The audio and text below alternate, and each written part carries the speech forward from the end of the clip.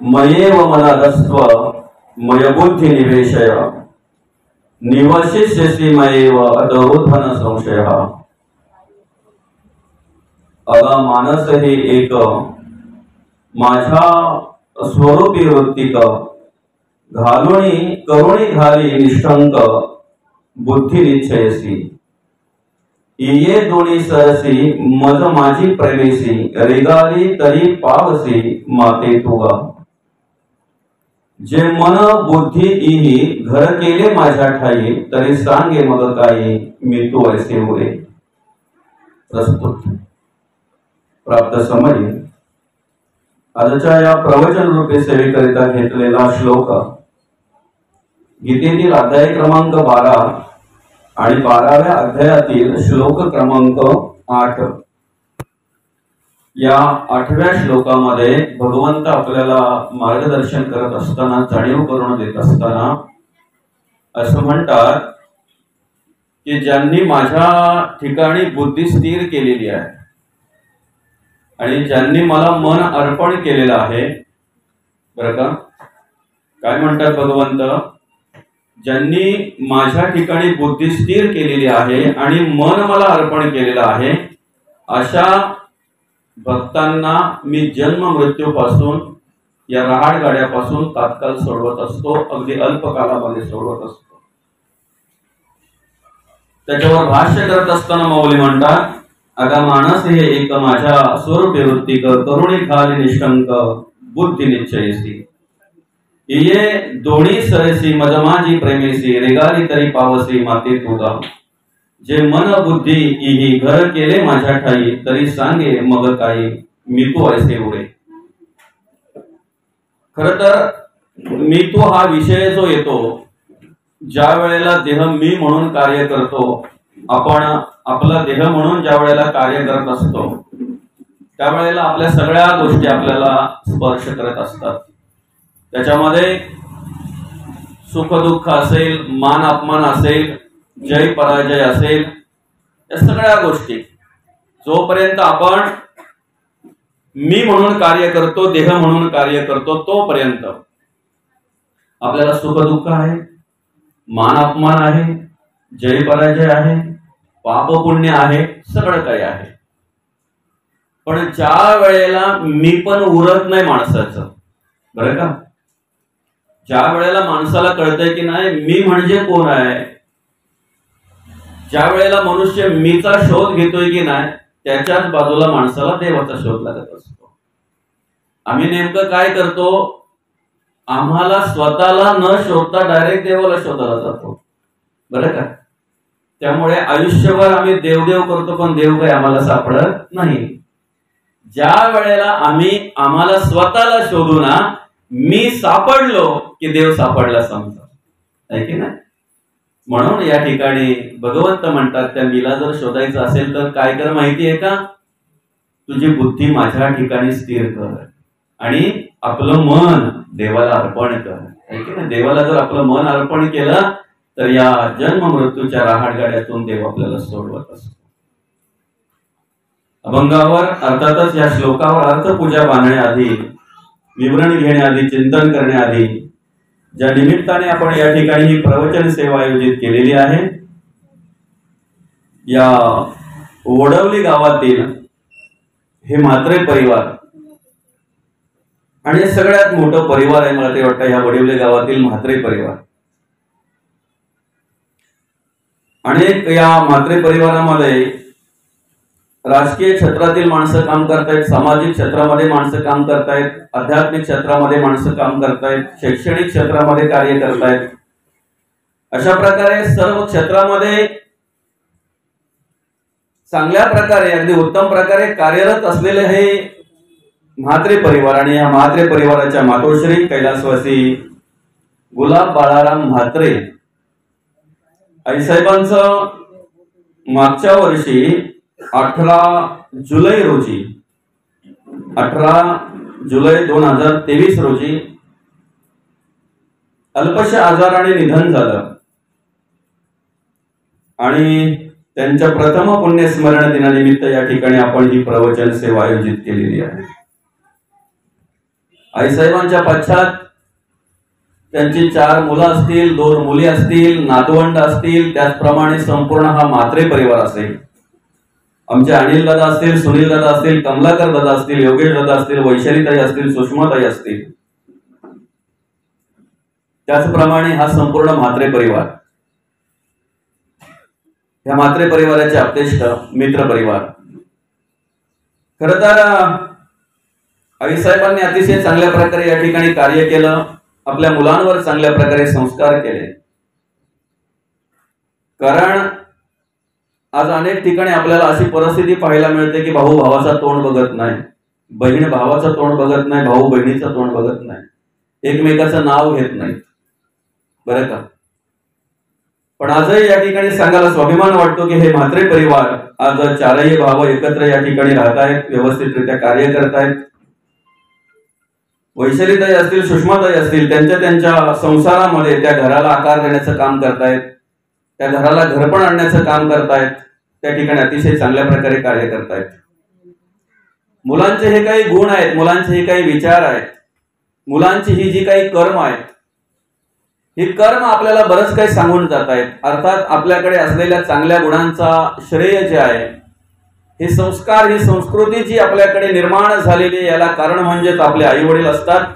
आणि जगद्गुरु तुकोबा सुद्धा त्याचं श्रेय आई वडिलांना देत आहेत. या ठिकाणी आपल्याला ओळख करून देताना जगद्गुरु तुकोबा म्हणतात, आपुलिया हिता जो असे जागता, धन्य माता पिता तयाची.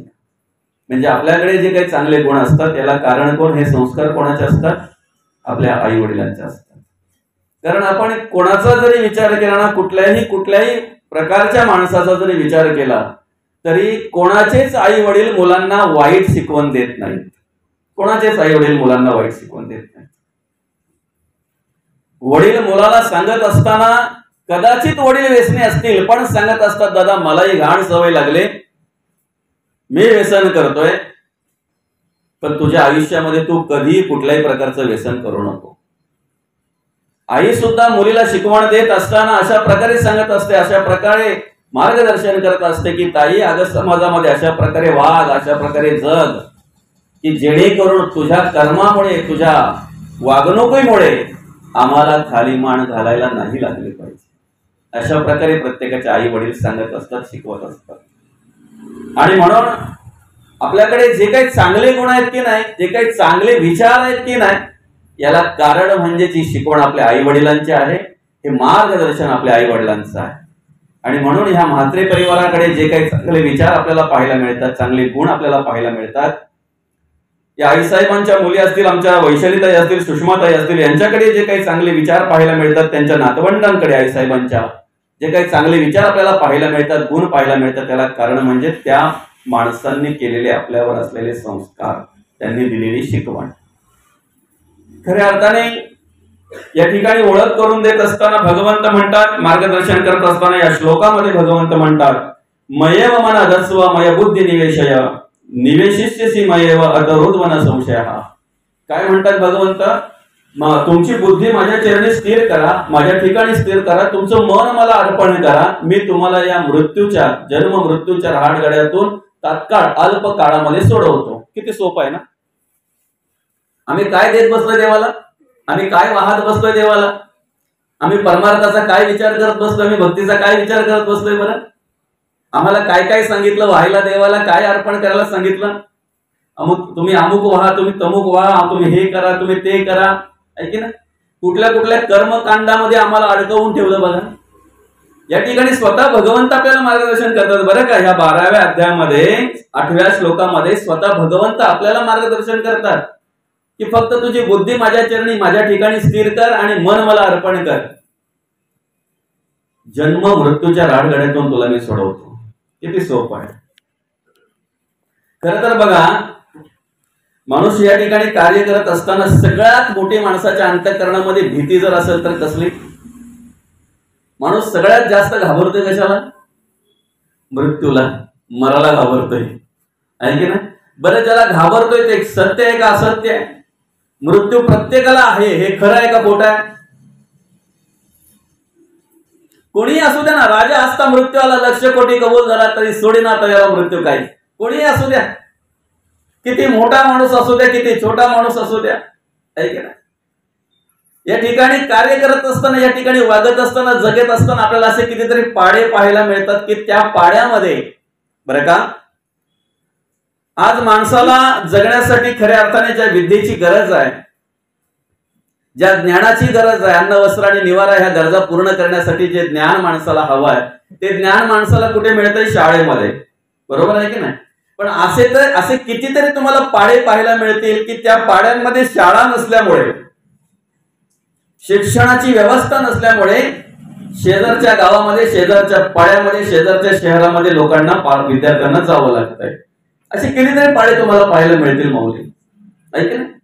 त्याच्या पुढे जर आपण विचार केला तर माणूस ज्या वेळेला संसारामध्ये त्रासतोय, आपल्या भाषेत सांगायचं म्हणजे वैतागतोय, त्रासतोय, कष्टतोय, त्यावेळेला त्याला निवांत भगवंताचं नामस्मरण करण्याचं एकमेव गावातलं ठिकाण कोणतं बरं? तिथे तुम्हाला कोणी अडवू शकत नाही त्या ठिकाणी बसायला, नामस्मरण करायला, वाचन करायला, ग्रंथ वाचन करायला. मंदिर. बरोबर आहे? देवाचं मंदिर. कितीतरी पाडे तुम्हाला असे पाहायला मिळतील की त्या ठिकाणी अजून देवाचं मंदिर नाहीये, पण एकही पाडा तुम्हाला असा पाहायला मिळणार नाही की त्या ठिकाणी स्मशानभूमी नाही. मिळेल पाहायला? कदाचित बांधकाम केलेले नसेल, पण नियोजित जागा असणारच असणार त्यांच्या सातबाराची. गावाच्या गावठाणामध्ये स्मशानभूमीची जागा असणारच. म्हणजे बघा कशी व्यवस्था केलेली आहे माणसाची, आहे की ना. माणूस आयुष्यभर एवढा पळतोय, एवढा पळतोय, एवढा पळतोय, किती किती किती पळतोय, शेवटी स्थिर कुठे होतोय बरं? माणूस जे धावपळ करतोय ना ती विसाव्यासाठी करतोय. मला कुठेतरी विसावा मिळावा, मला कुठेतरी समाधान मिळावं, मी कुठेतरी स्थिर व्हावं, शांत व्हावं. बोलतो सुद्धा काय नाही, माझ्या 40-50 वर्षापर्यंत मी धावपळ केली ना, खूप कमवले ना, तर पुढचं आयुष्य फक्त मला बसून जायचंय, म्हणजे मला विश्रांती मिळणार आहे, मला विसावा मिळणार आहे. मिळालाय कोणाला? एखाद्या वृद्ध माणसाला, एखाद्या वृद्ध आजोबांना विचारा, तुम्हाला विसावा मिळाला का? माणसाला विसावा तेव्हाच मिळतो ज्या वेळेला चौघांच्या खांद्यावर जाऊन अर्ध्या रस्त्याला उतरवतात ना बाबा. अर्ध्या रस्त्याला स्मशानाच्या जाता येतात, कशासाठी उतरवतात? विसावा म्हणतात त्याला. काय म्हणतात त्याला? विसावा.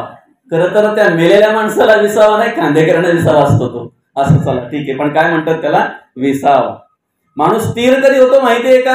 ज्या वेळेला त्याच्या हक्काच्या जागेवर जातोय की नाही. ही जागा आपल्या हक्काची आहे का? ह्याच्या अगोदर हे घर यांच्या पंजोबांच्या नावावर होतं, त्याच्यानंतर आजोबांच्या नावावर आलं, त्याच्यानंतर वडिलांच्या नावावर आलं, आज कोणाच्या नावावर आहे? उद्या कोणाच्या नावावर असणार आहे? आजा गेला, पणजा गेला, बाप मसने गेला, देखत देखत नातू पणतो तोही तैसा झाला. ज्या बांधावर उभा राहून माणूस सांगतोय की नाही, ह्या बांधापासून तर त्या आंब्याच्या झाडापर्यंत सगळे आपलेच बरं का, त्याच बांधावर उभा राहून आजोबा सांगायचे, पणजोबा सांगायचे, बांध तिथेच आहे, आंबाही तिथेच आहे, गेले सांगणारे. त्याच बांधावर उभा राहून असतो मुलगा पण सांगतो त्या नातेवाईकांना, त्या आप्तेष्टांना, त्या मित्रांना, या बांधापासून त्या आंब्यापर्यंत.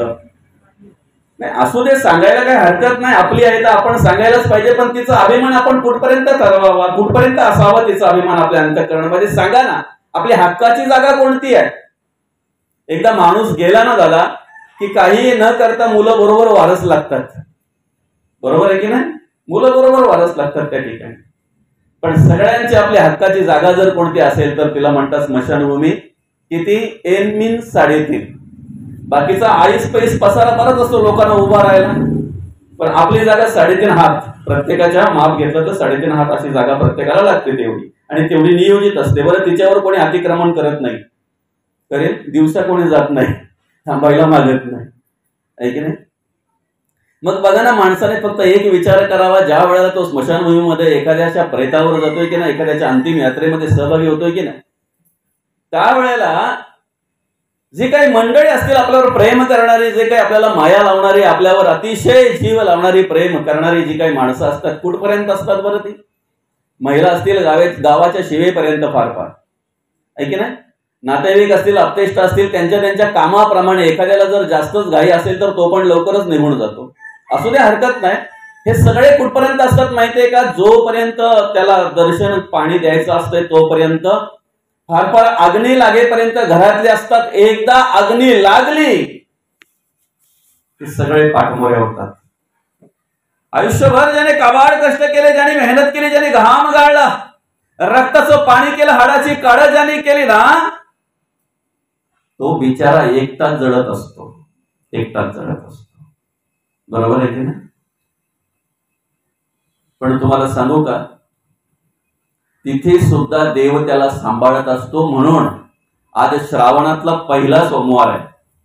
विशेष म्हणजे आज श्रावणाला सुरुवात झालेली आहे. बरोबर आहे की ना? आपण कुठल्या देवाला म्हणतो बरं श्रावणामध्ये, अधिक करून श्रावणामध्ये आणि विशेष करून सोमवारी? तो महादेव की नाही स्मशानामध्ये आहे, त्यांचं वास्तव्य त्या ठिकाणी आहे. म्हणजे ज्या वेळेला माणसाला कोणी नसतंय ना, त्या वेळेला सुद्धा कोण सांभाळत असतो? फक्त आम्ही बोलतो जगी ज्यास कोणी नाहीये त्यास देव आहे, बोलतो फक्त. पण कधी याचा विचार केलाय आम्ही? ज्याला ज्या वेळेला कोणी नसतंय ना, त्या वेळेला देव सांभाळत असतो. त्यावेळेला त्याच्या जोडीला फक्त कोण असतो? देव असतो. मग सांगा ना, उभ्या आयुष्यामध्ये माणसाने कोणाचं स्मरण करायला हवं? साधं उदाहरण आहे ना, सगळे तुम्ही आम्ही सगळे आपले एकमेकावर प्रेम आहे, जीव आहे, सगळं काय आहे. पण कुठपर्यंत माहितीये का? समोरच्या माणसाच्या गरजा जोपर्यंत पूर्ण होतात तोपर्यंत प्रेम असतंय.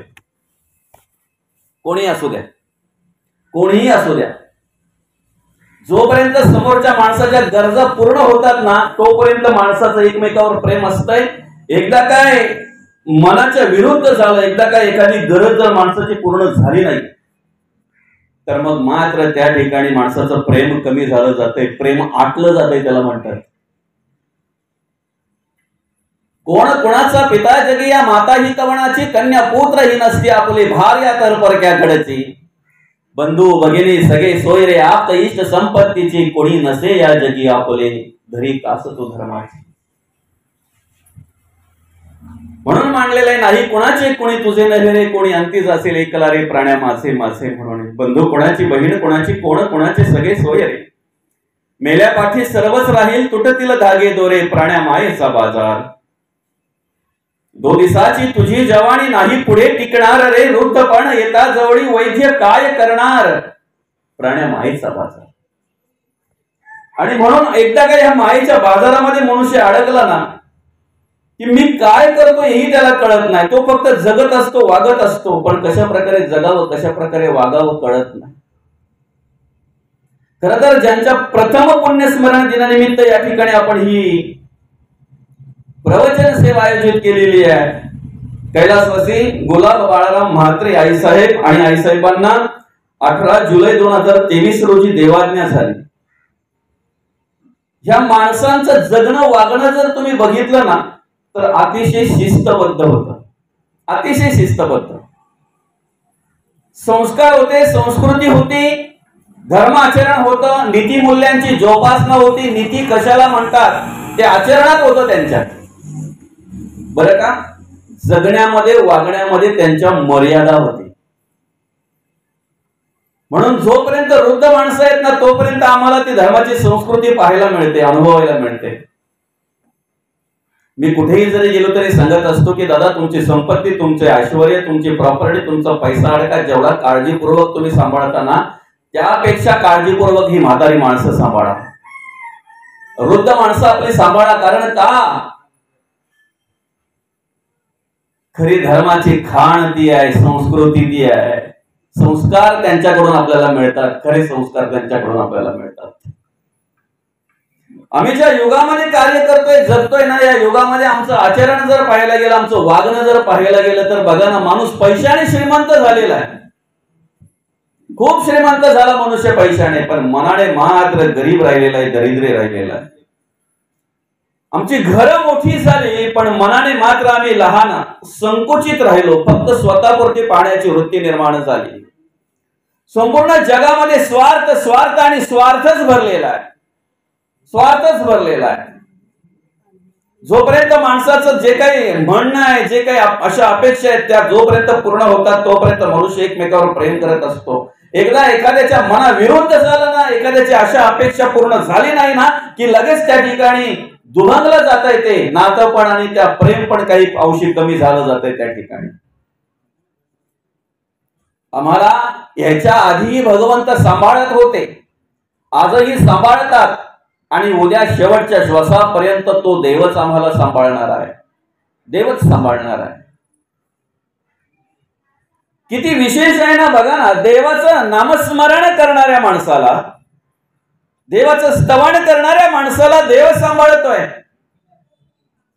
देवाचं भजन पूजन करणाऱ्या माणसाला देव सांभाळतोय. पण विशेष म्हणजे जो नास्तिक आहे, जो देव नाहीच आहे असं म्हणतोय ना, त्याला सुद्धा देवच सांभाळतोय हे नाकारून चालणार नाही, त्याला सुद्धा देवच सांभाळतोय. साले हे शरीर कुणाचे, सत्य कोण बोलवी ते हरिविणा, देखवी ऐकवी एक नारायण, तयाचे भजन चुको नका.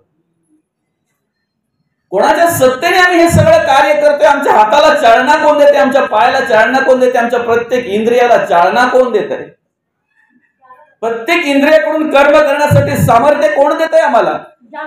आम्ही म्हणतोय की अमुक अमुक माणूस गेला, तमुक तमुक माणूस गेला, हा आम्हाला सोडून गेला, तो आम्हाला सोडून गेला, ही गेली ती गेली. आम्ही गावभर अगदी चर्चा करत असतो. पण सांगा ना, जिला आम्ही चेहऱ्याने ओळखत असतो, देहाने ओळखत असतो, ज्या माणसाला आम्ही शरीराने ओळखत असतो, तो माणूस शरीराने आमच्या समोर पडलेला असतो. डोळे आहेत पण पाहू शकत नाही, कान आहेत पण आमचं ऐकू शकत नाही, तोंड आहे पण बोलू शकत नाही, पाय आहे पण चालू शकत नाही, हात आहेत काम करू शकत नाही, सगळं शरीर आमच्या समोर पडलेलं असतंय. मग गेला तो कोण? गेलं ते काय? ही जाणीव आमच्या अंतःकरणामध्ये निर्माण होत नाही. जो देव आम्हाला सांभाळतोय, घातले दुकान देती आली अशी दान, संत उदार उदार भरले अनंत भांडार, मागत्यासी पुरे धनी अनेकाशी उरे, तुका म्हणे पोते देवे भरले नव्हे रे. देवाने पोत भरलेला आहे, नवे नवे पोतो देवाने भरलेला आहे. बरं का? पोत देवाने भरलेला आहे. पोत भरणारा देव आहे, संपूर्ण पोत देवानेच भरलेलं आहे. समजतंय? आमच्या नाकापासून तर केसापर्यंत प्रत्येक इंद्रियाला चालना देण्याचं कार्य चैतन्यमय, म्हणजे चैतन्य ब्रह्म म्हणून जे कार्य करताय ना, ते ब्रह्म आमच्या आतमध्ये आहे. आमच्या प्रत्येक कर्माची साक्ष देण्यासाठी जे ब्रह्म आमच्या अंतःकरणामध्ये कार्य करते, ते साक्ष ब्रह्म आमच्या अंतःकरणामध्ये आहे.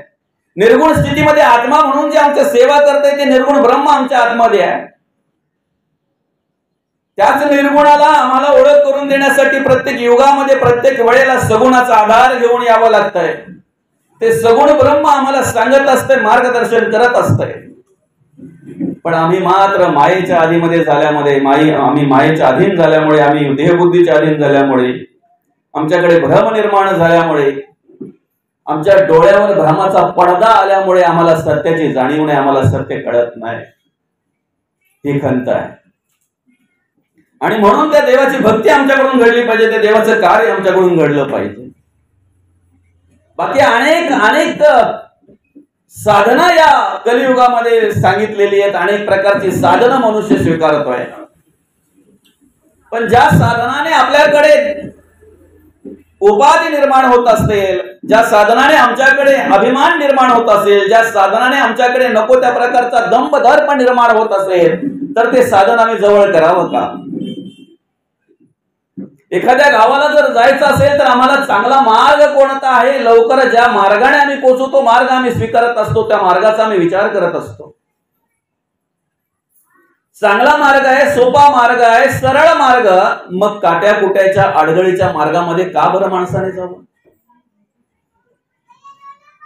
आम्ही जर आमच्या घरातल्या चालत्या बोलत्या देवांची जर सेवा केली तर तो पांडुरंग परमात्मा ती सेवा स्वीकारत असतो.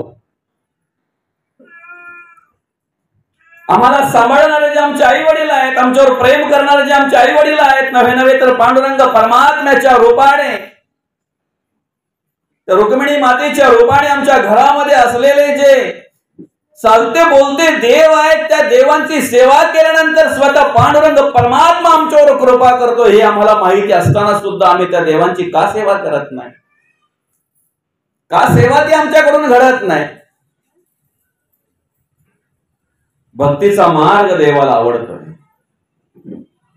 पण तो भक्तीचा मार्ग स्वीकारत असताना केवळ ग्रंथ वाचणं म्हणजे भक्ती नाही. केवळ अभ्यास करणं म्हणजे भक्ती नाही, केवळ पाठांतर करणं म्हणजे भक्ती नाही. देवाला सकाळी अगरबत्ती ओवळून झालं तर माणसाला असं वाटतं आता अख्खा दिवस देवाने मला सांभाळायला हवं. एकदा काय दिवा प्रज्वलित केला देवाच्या पुढे, जरा का हात जोडले की त्याला असं वाटतं की आता झालं सगळं काय, देवाचं काम कार्य करून झालं माझं. बोलण्यातून देवाची सेवा करायची आहे, चालण्यातून देवाची सेवा करायची आहे, हाताने कानाने पायाने प्रत्येक इंद्रियाने देवाची सेवा करायची आहे. आमच्या वागण्याने आमच्या जगण्याने जर कोणाचा द्वेष घडत असेल, मत्सर घडत असेल, तिरस्कार घडत असेल तर आम्ही आयुष्यभर जरी परमार्थ केला किंवा करतोय हा आमचा भ्रम आहे. आमच्याकडून जर अधर्माची कर्म घडत असतील, अनितीने जर आम्ही वागत असो, आमच्या डोळ्यातून जर आम्हाला आई बहीण दिसत नसेल, आमचे कान आजही जर कोणाची तरी निंदा ऐकण्यासाठी जर असुसलेले असतील तर आम्ही भक्ती करतोय हा आमचा भ्रम आहे.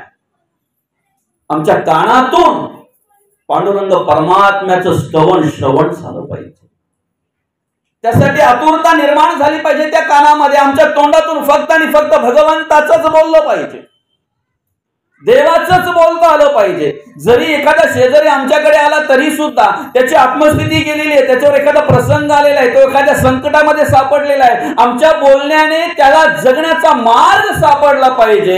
एखाद्याची आत्मस्थिती गेलेली जर असेल आणि तो जर आत्महत्या करण्यासाठी जर प्रवृत्त झाला असेल तर आमच्या बोलण्याने उलट अर्थी त्याला जगण्याचा मार्ग सापडला पाहिजे, जगण्याची उमेद, जगण्यासाठी स्फूर्ती निर्माण झाली पाहिजे. याला भक्ती म्हणतात, याला परमार्थ म्हणतात. तुमच्या बोलण्याने, तुमच्या वागण्याने, तुमच्या जगण्याने जर एखादा जाऊन आत्महत्या करत असेल ना, त्याला विष म्हणतात. म्हणून कुठेतरी मांडलेलं आहे ते एक वेळ तोंडातून घेतलेलं विष आहे ना, त्याच्यावर औषधोपचार करून मनुष्य जगू शकतोय. पण बोलण्यातलं जे विष आहे ना, हे विष मात्र माणसाला क्षणोक्षणी मारत असते. आम्ही काय केलं पाहिजे? जी साधी आणि सोपी भक्ती आम्हाला लावून दिलेली भगवंताने ती आमच्याकडून घडली पाहिजे. देह देवाचे मंदिर, जणू देह ही पंढरी, आत्मा पांडुरंग. फक्त बोलण्यापुरतच का? बोलण्यापुरतच फक्त. कोणी जीवाचा न घडो मत्सर, कुठल्याही जीवाचा मत्सर घडता कामा नये. जीव समजतंय ना, सगळे झाले त्याच्यामध्ये, स्वेदज अंडज जलज उद्भिद सगळे झाले, फक्त माणूसच नाही. माणूस जगताना वागताना फक्त सुखाची अपेक्षा करत असतो, समाधानाची अपेक्षा करत असतो. मला सुख कुठून मिळेल, मला समाधान कुठून मिळेल, पण हा विचार करत नाही की सुखासाठी मी काय केलं पाहिजे, समाधानासाठी मी काय केलं पाहिजे. ज्याची अपेक्षा करतोय ते जर मला प्राप्त होत नाही तर मग मी काय कर्म करतोय याचा विचार कधी मनुष्य करतोय का? सुख जर हवं असेल तर संत म्हणतात पापाचे फळ ते दुःख आहे आणि पुण्याचे फळ ते सुख आहे. पाप कर्म जर आमच्याकडून घडत असतील तर ते दुःखच देणार आहे, पण पुण्य कर्म जर घडत असतील तर त्याचं मात्र आम्हाला सुख प्राप्त होणार हे निश्चित आहे. पाप आणि पुण्य कोणालाही सोडत नाही, बरं का? वाईट कर्म जर आमच्याकडून घडली, अधर्माची कर्म जर आमच्याकडून घडली आणि तिने जर आम्ही वागलो तर त्याचं दुःख आम्हालाच भोगावं लागणार आहे, इतर कोणालाही नाही. पुण्य कर्म जर आमच्याकडून घडली तर त्याचं फळ, त्याचा फायदा सुद्धा, त्याचं सुख सुद्धा आम्हालाच मिळणार आहे. म्हणून आम्ही प्रत्येक पाऊल टाकताना, जीवनाचा मार्गक्रमण करत असताना कर्माचा विचार करणं महत्वाचं आहे.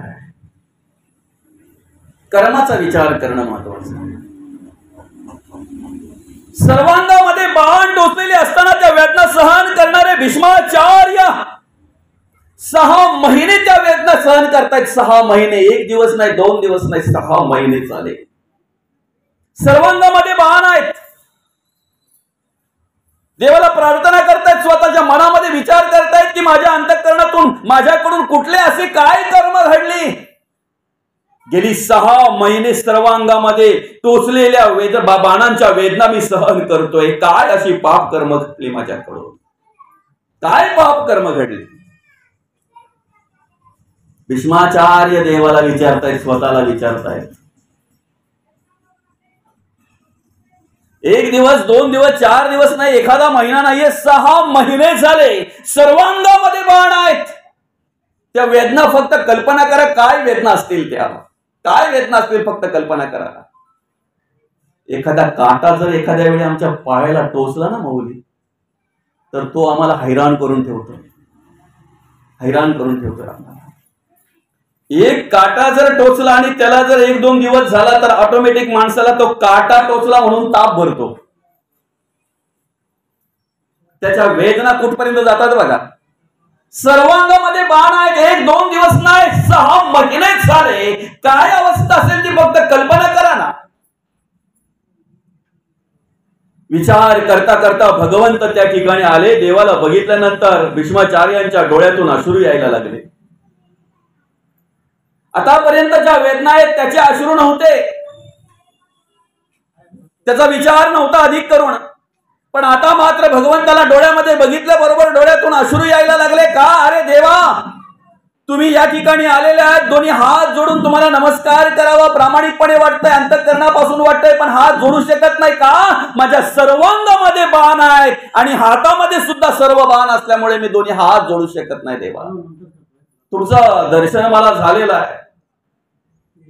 तुम्हाला बघितल्याबरोबर असं मला वाटतंय की देवा, तुमच्या जवळ येऊन तुमच्या पायावर डोकं ठेवून मी नमस्कार करावा, पण ते करू शकत नाही. जागेवरून हालू शकत नाही, उठू शकत नाही.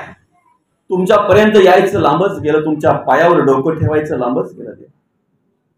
पण विचार करतायत माझ्या आयुष्यामध्ये, माझ्या उभ्या आयुष्याचा जर मी विचार केला तर मी कुठल्याही प्रकारे पाप कर्म केलेलं नाही. मग तरी सुद्धा हे 6 महिने माझ्या सर्वांगामध्ये बाण टोचलेल्या वेदना मी का सहन करतोय, का सहन करतोय मी? तेवढ्यात जाणीव झाली आणि म्हणाले, एकदा फक्त रस्त्यात जात होतो, एकदा रस्त्यात जात असताना मला सरडा आडवा आला. आडवा आलेला सरडा मी बाणाने बाजूला केला, बाणाने उडवला. जिथे उडवला त्या कुंपणावर जाऊन सरडा पडला. ते कुंपण काट्याचं होतं. फक्त 6 पळ त्या सरड्याने वेदना भोगल्या. किती? 6 पळ फक्त त्या सरड्याने वेदना भोगल्या. त्या 6 पळाचं प्रायचित्त 6 महिने सर्वांगामध्ये बाण टोचलेले आज मला भोगायचं आलेलं आहे, वेदना होत आहेत. आम्ही काय करतोय कधी विचार तरी केलाय? कालच्या दिवसाचा जर आम्ही विचार केला तर कित्येक प्राण्या पक्ष्यांचे जीव आम्ही घेतले असते. आम्ही जर सुखाची अपेक्षा करतोय ना, तर सुख का दुःख ते आमच्यावर अवलंबून आहे. पण आम्हाला काय झालं माहितीये का, दुसऱ्याला दोष द्यायची घाणेरडी सवय लागलेली आहे ना, त्यामुळे आम्हाला दुःख झालं की आम्ही घरातल्यांना दोष देतोय. जर घरातले कचाट्यात भेटले नाही तर शेजाऱ्यांना दोष देतोय, शेजाऱ्यांना भेटले तर नातेवाईकांना दोष देतोय, नाहीच कोणी भेटलं तर शेवटी बोलतोय देवाला आमचं भगवत नाही, देवाला दोष देतोय. पण स्वतःचा कधी विचार करतोय? समोरच्याला दुःख देऊन आम्ही सुखाची अपेक्षा करणं, याला भ्रम म्हणतात. काय म्हणतात याला? भ्रम म्हणतात. तुम्ही जर शेजारच्या अंगण्यामध्ये फुलं झाडं लावली तर त्याची फुलं तुमच्या अंगण्यात पडतील ना दादा. पण तुम्ही जर काट्याची झाडं लावली तर ते काटे तुम्हालाही टोचल्याशिवाय राहणार नाही, मात्र निश्चित आहे. जे देतो ना तेच घ्यावं लागतंय. पेरले ते उगवते असं म्हणतात. पेरले ते उगवले, बोलण्यासारखे उत्तर आले, मग तरी मग कर्कश बोलणे ते काय निमित्त, तसं मांडले बघा. आम्ही पेरू तेच जर उगवतंय तर आम्ही काय पेरलं पाहिजे? आम्ही जर समोरच्याला सुख दिलं तर ते सुख आम्हाला मिळणार आहे, पण समोरच्याला जर दुःख दिलं तर त्याची परतफेड कधी ना कधी होतेच बरं का. किती वेळ तो सरडा राहिला बरं कुंपणावर? किती वेळ राहिला? 6 पळ. आम्ही मिनिटावाली माणसं, आम्ही सेकंदवाली माणसं, आम्ही तासावाली माणसं, आम्हाला पळ काय माहिती. पण सांगू का, त्याचंही गणित आहे. 60 विप्पल तेव्हा 1 पल. बरं का, तुम्हाला तासावर आणतो ना, तासावर आणतो, तुम्हाला मिनिटावर आणतो. 60 विप्पल तेव्हा 1 पल, 60 पल तेव्हा 1 घटका, 2.5 घटका तेव्हा 1 तास, म्हणजे 24 मिनिटांची 1 घटका, बरं का? 24 मिनिटांची 1 घटका, अशा 2.5 घटका तेव्हा 1 तास, 60 घटका तेव्हा 1 दिवस, 60 घटका तेव्हा 1 दिवस. बघा पहिल्यापासून आपलं गणित काय? 60 विपल तेव्हा 1 पल, 60 पल तेव्हा 1 घटका, 60 घटका तेव्हा 1 दिवस, आमचे 24 तास तेव्हा 1 दिवस. आपण तासाचा पण विचार करू आणि घटकेचा पण विचार करू. इकडे 60 दिवस, बघा 60 घटका तेव्हा 1 दिवस सांगितलेला आहे, असे 60 दिवस तेव्हा 1 ऋतू सांगितलेला आहे, 2 महिन्याचा 1 ऋतू.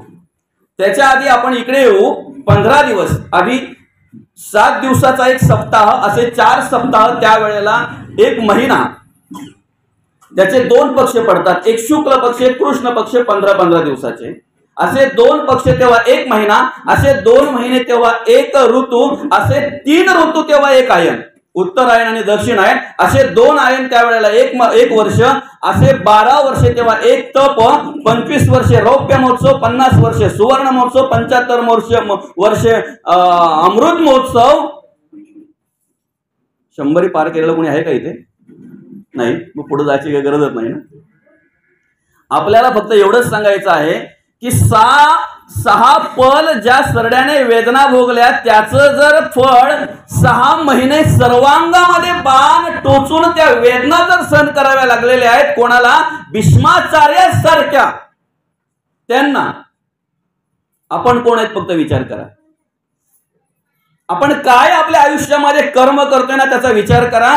आम्ही जर मिनिटाचा आणि सेकंदाचा जर विचार केला ना, दिवसाचा, संपूर्ण रात्री झोपताना, तर पापाचं पारडं जड आहे की पुण्याचं पारडं जड आहे लगेच आम्हाला समजल्याशिवाय राहणार नाही. त्याच ठिकाणी आम्ही जी सुखाची अपेक्षा करतोय ना, ही आमच्या इंद्रियांवर अवलंबून आहे, आमच्या कर्मावर अवलंबून आहे, कर्म इंद्रियांवर अवलंबून आहे. या ठिकाणी आपल्याला हा विचार का करायचा आहे? त्याला कारण श्लोकामध्ये भगवंत म्हणतात, मयेव मन अदस्व मय बुद्धी निवेशय निवशिष्यसी मयेव अत रुद्वन संशय. म्हणजे भगवंत काय म्हणतात? तुम्ही माझ्या ठिकाणी बुद्धी स्थिर करा, मन अर्पण करा, तुम्हाला जन्म मृत्यूच्या राहटगाड्यातून तात्काळ सोडवतो. आता आपला विषय काय?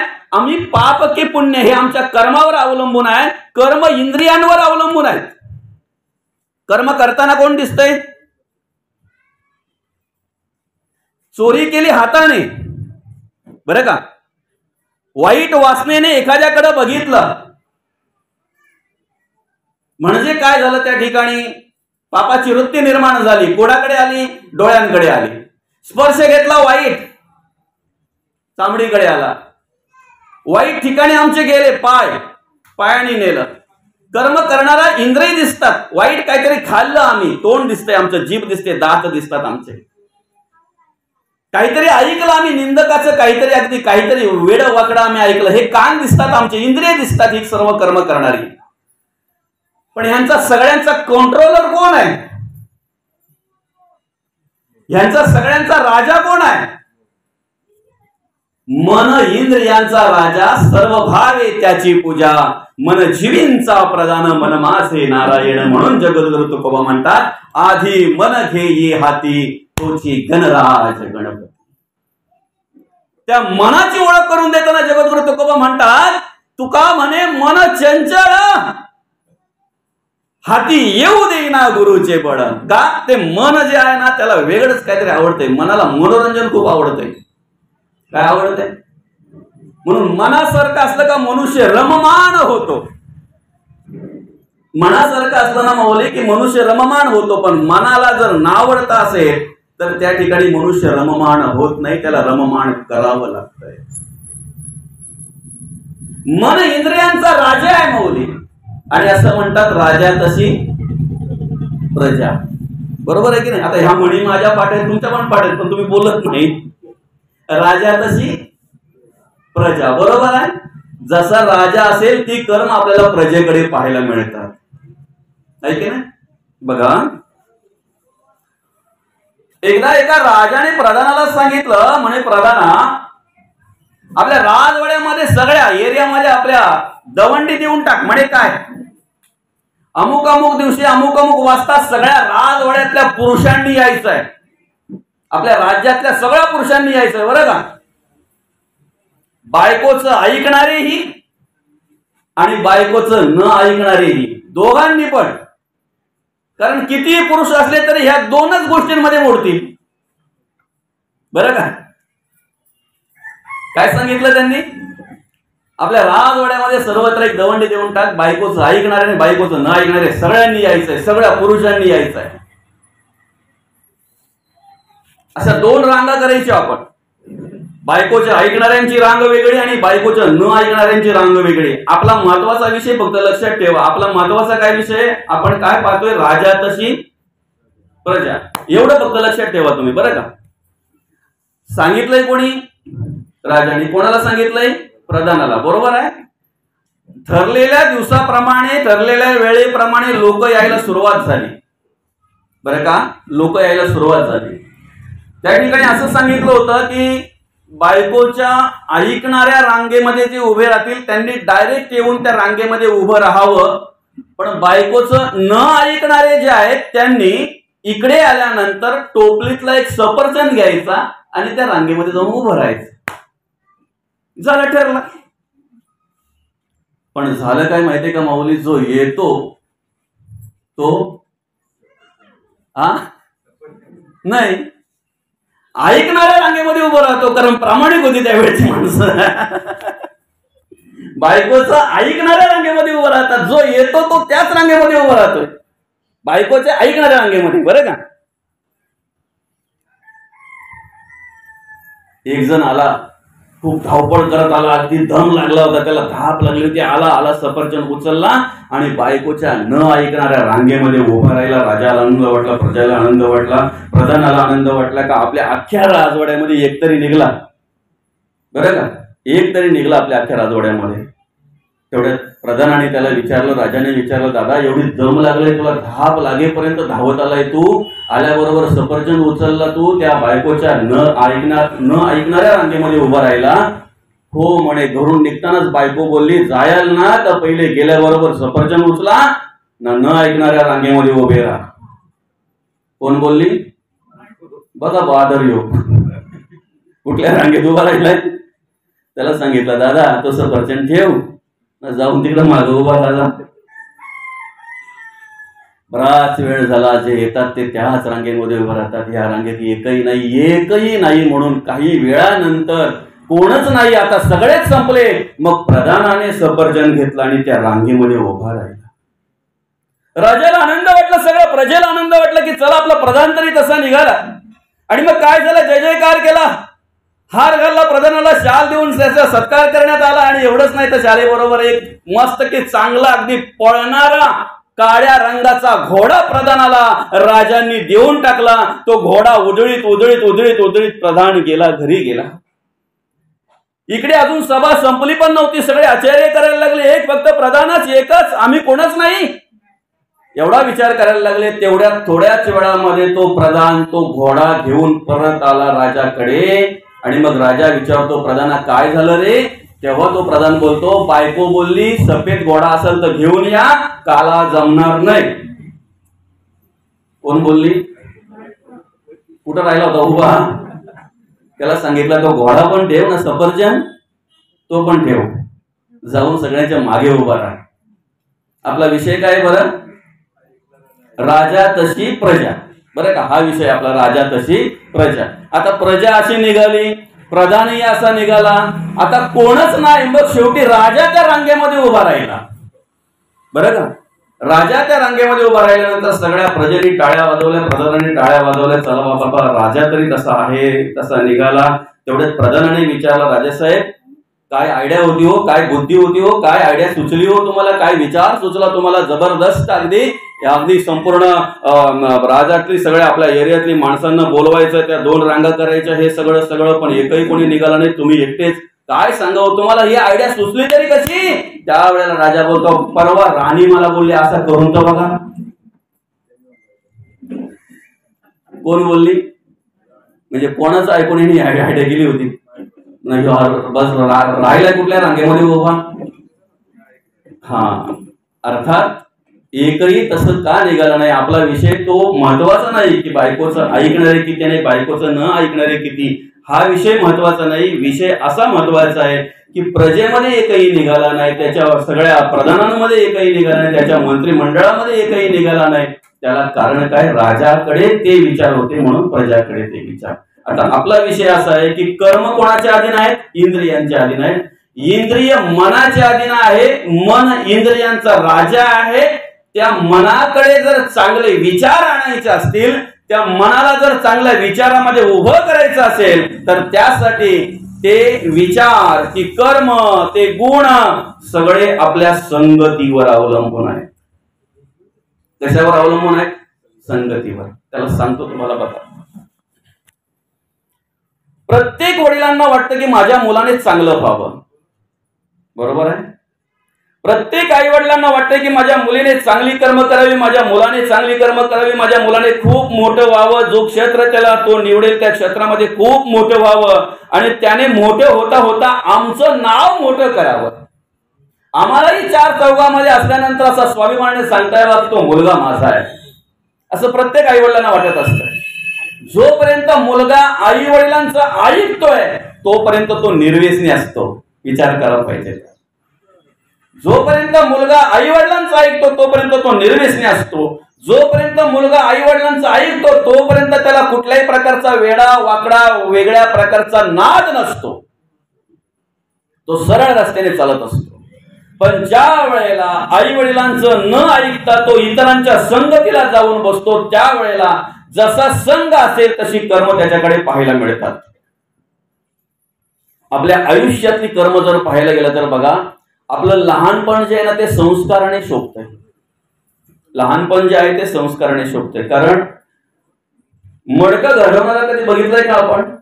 माती जोपर्यंत ओली आहे ना तोपर्यंतच तिला आकार देता येतो. माती सुकल्यानंतर त्या मडक्याला आकार देता येत नाही. माती सुकल्यानंतर जर आकार द्यायला गेलो तर त्या मडक्याला तडा गेल्याशिवाय राहत नाही, बरं का? आता इथे वृद्ध माणसं कमी आहेत,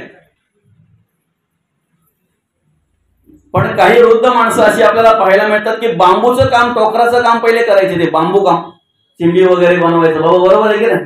त्या बांबू पासून, त्या चिमणीपासून सुपा बनवायची, टोपल्या बनवायची, आहे की ना? खेड्यापाड्यामध्ये आपल्याला ते इरणी पाहायला मिळायची ह्या सीझनला, आहे की ना? आता इरणा काय ते आपल्या पोरांना माहित पण नसेल कशाला बोलतात ते. असू द्या. जोपर्यंत बांबू ओला आहे तोपर्यंतच त्याला आकार देता येतो, सुकल्यानंतर आकार देता येत नाही. तसं जोपर्यंत मुलगा मुलगी लहान आहे तोपर्यंत त्याच्यावर संस्कार करू शकतो आपण, तोपर्यंत ते संस्काराने शोभलं जात आहे. तरुण पण आपलं त्यागाने शोभलं जात आहे. बघा किती महत्वाचं आहे. आम्हाला जर भक्ती करायची आहे, परमार्थ करायचं आहे तर नुसतं वाचन करून फायदा नाही. वाचन केलं पाहिजे. आम्ही कसं जगावं, कसं वागावं ते ज्ञान आम्हाला प्राप्त व्हावं म्हणून आम्ही जगद्गुरु तुकोबांची गाथा वाचली पाहिजे, माऊली ज्ञानोबांची ज्ञानेश्वरी वाचली पाहिजे, नाथ महाराजांचा आम्ही भागवत वाचलं पाहिजे. हे ग्रंथ सगळे वाचले पाहिजेत. आम्ही का वाचू नयेत? पण केवळ तेवढंच करणं म्हणजे परमार्थ हा आमचा भ्रम आहे. केवळ तेवढंच करणं म्हणजे भक्ती हा आमचा भ्रम आहे, बरं का? केवळ तेवढंच जर आम्ही करत असू तर तो आमचा भ्रम आहे. म्हणून आम्ही काय करायचंय, आम्ही कसं जगायचं, आम्ही कसं वागायचं आहे, आम्ही हे जगत वागत असताना आम्ही कोणाच्या संगतीला पाहिजे. तारुण्य जे आहे ना ते आमचं त्यागाने शोभतंय. आज आम्हाला कितीतरी वयस्कर माणसं, वृद्ध माणसं आम्हाला परमार्थ करताना दिसतात, मस्तकी देवाचं नामस्मरण करताना दिसतात, मस्तकी देवाचं स्तवन करताना दिसतात. याला कारण काय? त्यांनी तारुण्यामध्ये काहीतरी त्याग केला म्हणून ते आज आम्हाला परमार्थ करताना, देवदेव करताना दिसतात. काहीतरी त्याग केला म्हणून. आमचं वृद्धपण हे तरुणपणावर अवलंबून आहे. तरुणपणी जर तुम्ही काम, क्रोध, लोभ, मद, मत्सर, ब्रह्म, संशय, चिंता, असूया, अद्वैत, भावना, कल्पना, इष्णा, वाचना, आशा, ममता, तृष्णा यांच्या अधीन होऊन जर नको ती कर्म केली, नको तसे वागलात, नको तसे जगलात तर वृद्धपणे त्याचे नाना प्रकारचे भोग तुम्हाला भोगायला लागल्याशिवाय आल्याशिवाय राहणार नाहीत. शतवर्ष वय नेमिले त्यात बालपण नेमता गेले, तारुण्य वेचले विषयांकडे वृद्धपणे नाना रोग भोगणे लागे कर्मभोग, आता भगवंताचा योग कोणे वेळे. तारुण्यामध्ये जर आमची अशी अवस्था असेल, काम मगरमिठी सुट्या, तिरस्कार लागतात तोट्याना, मदमत्सर ओट्याना भुली पडली, वासना धामीन पडली, गळा घालून वेटाळे वमी घरला जीवाला आली वेळोवेळा भयानक. तारुण्यामध्ये जर आम्ही नको त्या प्रकारची नको तशी कर्म जर आम्ही केली तर वृद्धपणी आम्ही सुखाची अपेक्षा करून चालेल का? तारुण्य जे आहे ना ते आमचं संस्काराने शोभतय. जगद्गुरु तुकोबा आणि जगद्गुरु तुकोबांकडे ज्या वेळेला ती मंजिरी नावाची वेश्या आली, ती काय अशी सहज अशी अस्तव्यस्त नव्हती आली, पार अगदी ब्युटी पार्लर मध्ये जाऊन सगळा नटापटा करून आलेली ती, बरं का. ज्या वासना घेऊन ती आलेली त्या प्रकारे ज्या वेळेला जगद्गुरु तुकोबांनी बघितलं की ही कुठल्या वासनेने आलेली आहे, कुठल्या प्रकारे आलेली, हिचं म्हणणं काय आहे, हिच्या मनात काय आहे, ज्या वेळेला तिची ती अवस्था बघितली त्याच वेळेला समोर एक वृद्ध सर्वांगाने क्षीण झालेली महिला एक चाललेली होती. चालता येत नाही, बोलता येत नाही, खाता पिता येत नाही, अशी पार अगदी रंगत रंगत चाललेली त्या रोडवरून. सर्वांगातून गुळगळत होत, अस्ताव्यस्त झाली होती. देवाकडे मृत्यू मागत होते पण मृत्यू येत नव्हता. त्या मंजिरीला सांगितलं, त्या वेश्याला सांगितलं, समोर चाललेली श्रीभक्त कशी आहे, सर्वांगाने गुळगळत नाही, खाता येत नाही, बोलता येत नाही, चालता येत अशी अवस्था तिची झालेली आहे. का? तुझ्यासारखी तारुण्यामध्ये ती पण सुंदर होती, रूपवान होती, तरुण होती आणि तुझ्याच सारखी वाईट कर्म केली, अधर्माने वागली, अनितीने वागली, लोकांचा संसार उद्ध्वस्त केला, म्हणून आज वृद्धपणे तिची अवस्था अशी झालेली आहे. साष्टांग नमस्कार घातला जगद्गुरु तुकोबांना. त्याच वेळेला त्या वेशेने शिष्यत्व पत्करलं, जगद्गुरु तुकोबांना गुरु मानले, त्याच वेळेला मार्गदर्शन केलं, उपदेश केला आणि आपल्या जीवनाचा उद्धार करून घेतला. तारुण्य जे आहे ना आमचं ते त्यागाने शोभतंय, बरं का. मला माहित नाही इथे किती जण तंबाखू खातात ते, पण त्यांनी त्यांच्या मनाला विचारावं, मी तंबाखू खायला सुरुवात व्यसन म्हणून केली का टाइमपास म्हणून केली? व्यसन म्हणून कोणीच सुरुवात करत नाही दादा, व्यसन म्हणून कोणीही नाही. मित्रांबरोबर आहे, मित्रांनी मळता मळता जास्त झाली, दुसऱ्या मित्राने याच्या हातात टेकली, याने टाइमपास म्हणून टेकली, जी टाइमपास म्हणून टेकली तोंडामध्ये. आज परिस्थिती अशी की तिच्या वाचून याचा टाइमपास होत नाही. आपला विषय काय आहे? तारुण्य त्यागाने शोभतय, त्यावेळेला त्याग करता आला पाहिजे. दादा तुझी तुला लग लाव. जोपर्यंत बाटलीला हा पिता असतो ना तोपर्यंत हा उभा असतो, बाटली आडवी असते. ज्या दिवशी बाटली याला प्यायला सुरुवात करते ना त्या दिवशी हा हैराण झालेला असतो, स्वतः सोडण्याचा प्रयत्न करत असतो, सोडण्यासाठी नानाविध प्रकारच्या औषधं घेत असतोय, कुठे कुठे सांगाल तिथे जात असतोय. पण अशी अवस्था निर्माण झालेली असते की बाटली ज्या वेळेला याला प्यायला सुरुवात करते त्यावेळेला हा आडवा असतो आणि ती उभी असते. सोडायचा प्रयत्न करतोय, सोडण्यासाठी मनापासून प्रयत्न करतोय पण सुटत नाही. माणसाला कोणी बांधलेलं नाहीये, माणसाने स्वतःहून स्वतःला बांधून घेतलेला आहे. आपलं वाईट कोणीही केलेलं नाहीये, त्याला कोणी करू पण शकत नाहीये. आपलं चांगलं किंवा वाईट आपणच करत असतो.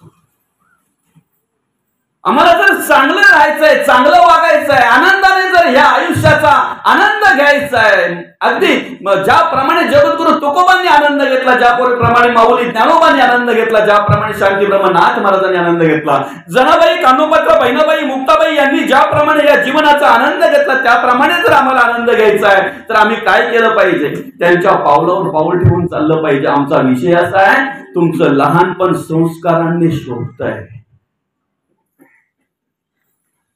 माझं वय वर्ष 43 आहे, पण तरी सुद्धा सांगतो, माझ्या आधीची जी माणसं आहेत किंवा माझ्या पर्यंतची जी माणसं आहेत,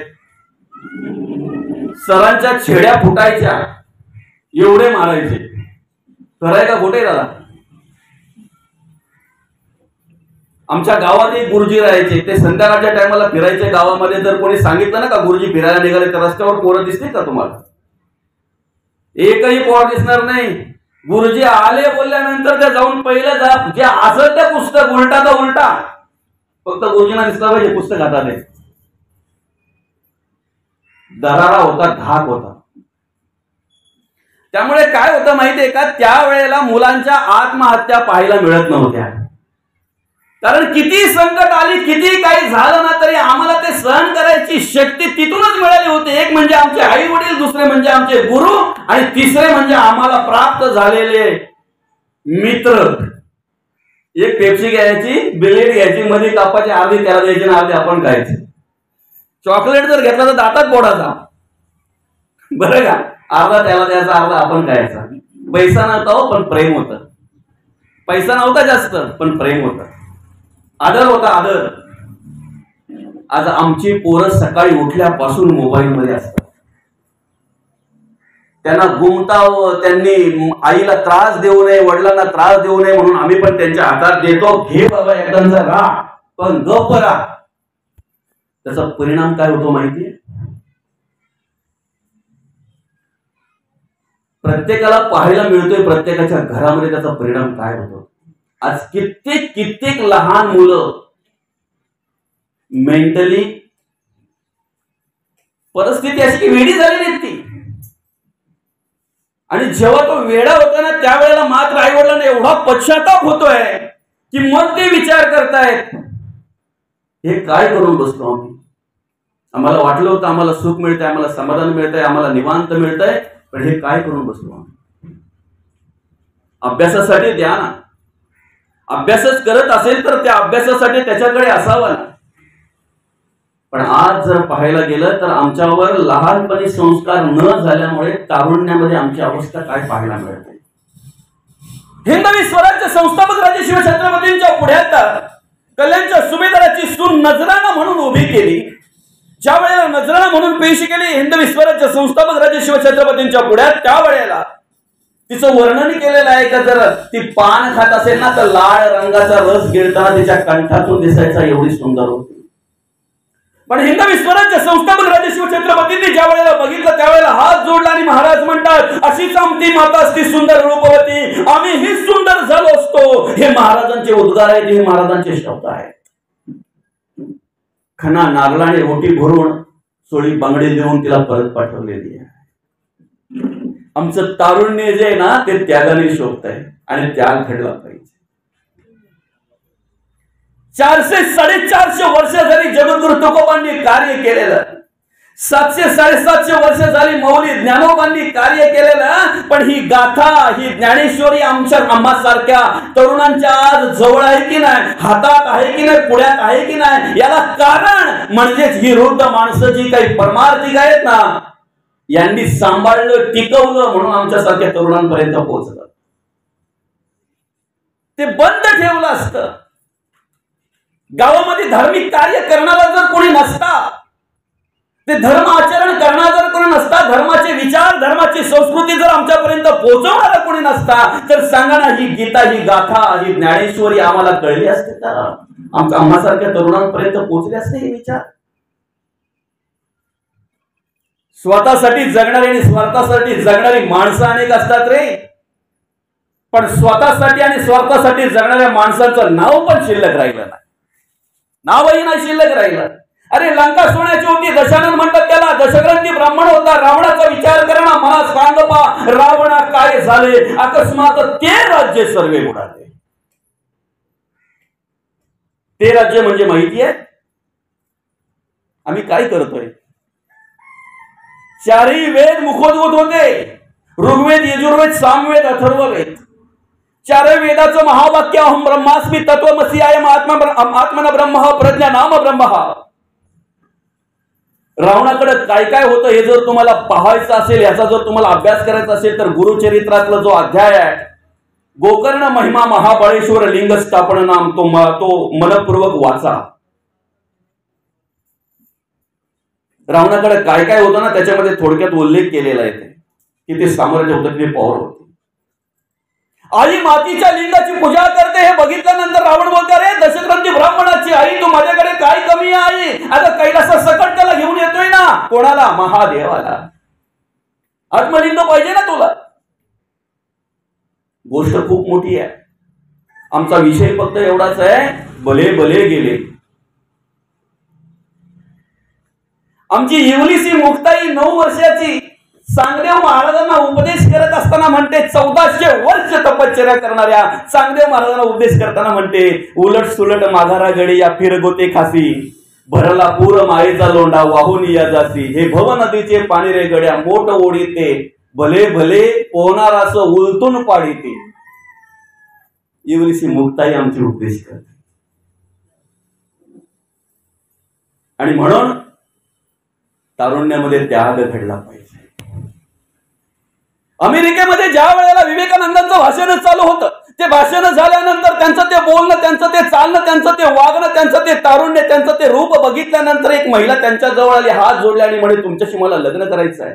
विवेकानंद म्हणतात, का? म्हणे, तुमच्या सारखाच मुलगा माझ्या पोटी जन्माला यावा अशी माझी अपेक्षा आहे. त्याच वेळेला विवेकानंद बोलले, ताई, आई, अगं आता मी तुझा मुलगा आहे असं समज ना. याला त्याग म्हणतात, याला त्याग म्हणतात. अरे आज 20-20, 25-25 वर्षाची पोरं ज्या वेळेला व्यसनाधीन होतात, नको त्या प्रकारचा नाद त्यांना लागतो. आई वडील काही केल्या त्यांना वाचवण्याचा प्रयत्न करतात, त्यांना नादापासून त्या व्यसनापासून सोडवण्याचा प्रयत्न करतात. बिचारे देवाला नवस करतायत, बिचारे सांगाल ते सगळं काही दवाखाने करतायत, सांगाल तो उपचार करतायत, सांगाल ती दवा आणून जडीबुटी आणून त्यांना देतायत खायला, एकदांचा काही खाओ पण माझा मुलगा सुधरो, अंतःकरणापासून प्रयत्न करतायत.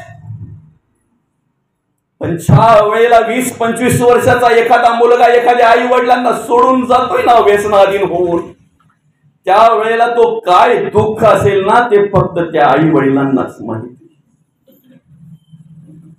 कुठे कमी पडतात का रे आमचे आई वडील शिकवण्यामध्ये, मार्गदर्शन करण्यामध्ये? कधीच आई वडील कमी पडत नाही.